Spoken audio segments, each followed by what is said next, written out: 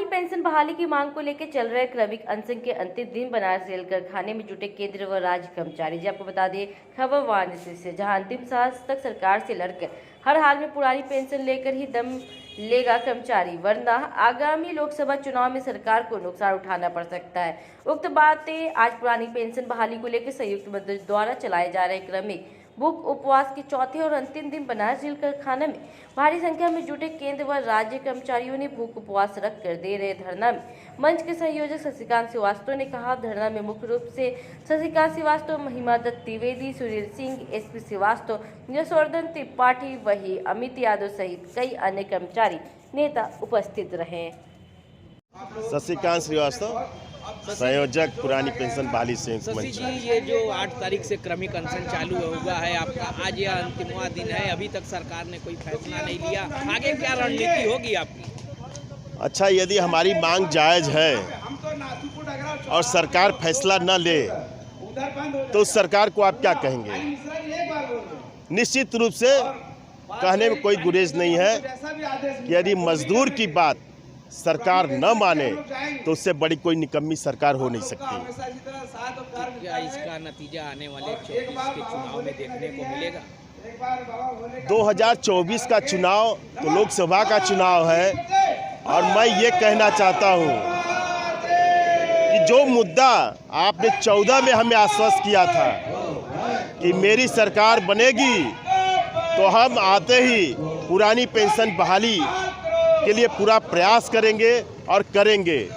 इसी के कारण सारे देश का कर्मचारी मजदूर इकट्ठा होकर के आपकी सरकार को बनाया और आज 10 वर्ष के बाद यहाँ तक आए कि आप अपने लोगों के माध्यम से इस बात को आगाह कर रहे हैं, जनता के बीच में भ्रम फैलाने का काम कर रहे हैं कि पुरानी पेंशन बहाल होगी तो देश आर्थिक संकटों से गुजर जाएगा। धरना का समापन भी है।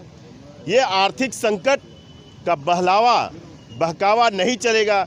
जनता भी समझ गई है कि पेंशन, नई पेंशन योजना आप सिर्फ 5%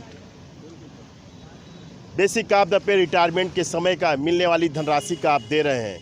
ये कहीं से जीविकोपार्जन के लिए लाभदायक नहीं है, बुढ़ापे में लाठी का सहारा नहीं बन सकती है।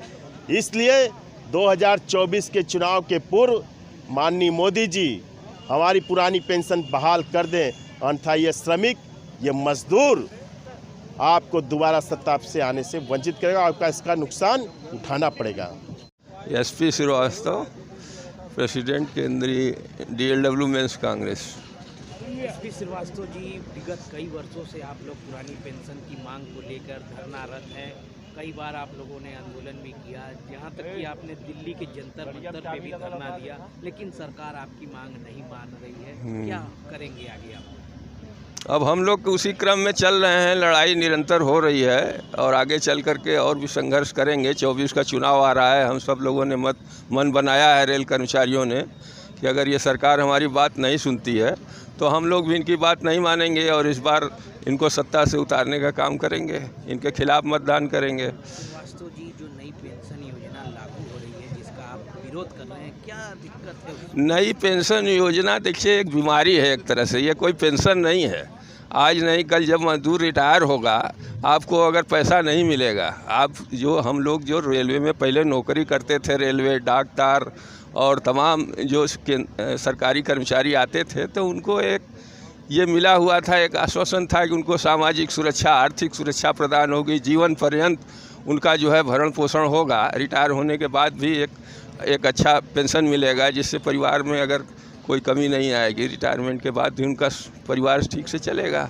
लेकिन सरकार उस सबको बंद कर देना चाहती है। वो चाहती है बाज़ार के भाव, बाज़ार में सारा पेंशन का जो एक हिस्सा है वो बाज़ार को दे दिया जाए, बाज़ार के रेट पर उनको दिया जाए। आज जो रिटायर हो रहे हैं न्यू पेंशन स्कीम के कुछ लोग, 3000 4000 पेंशन मिल रहा है, इतना पेंशन से किसी का जीवन चलेगा? सरकार तो केवल मुफ्त में भोजन करा रही है और मुफ्त में भोजन कराने में सोचती है कि रेल कर्मचारी और भी केंद्रीय कर्मचारी जो भी हैं, इस तरह से राज्य कर्मचारी, वो भी उसी लाइन में आकर के रिटायरमेंट के बाद भोजन के लिए लाइन लगावें। तो आगे रणनीति ये है कि 4 दिन का अभी ये चला है धरना प्रदर्शन, सारे ट्रेड यूनियन के लोग एक होकर के और आपने देखा दिल्ली में 2.5 लाख से 2 लोग ओपीएस के समर्थन में आए थे। लेकिन ये सरकार इस तरह से गूंगी बहरी सरकार हो गई है। इसका काम तो सबका साथ सबका विकास खाली नारा देना है, लेकिन न मजदूरों का साथ है, न किसानों का साथ है, न शोषित वर्ग का साथ है। ये सिर्फ पूंजीपतियों का साथ है इनका। तो इनको कहना चाहिए पूंजीपतियों का साथ ही देश का विकास है, क्योंकि सामान्य आदमी के लिए इनके एजेंडे में कोई नाम नहीं है।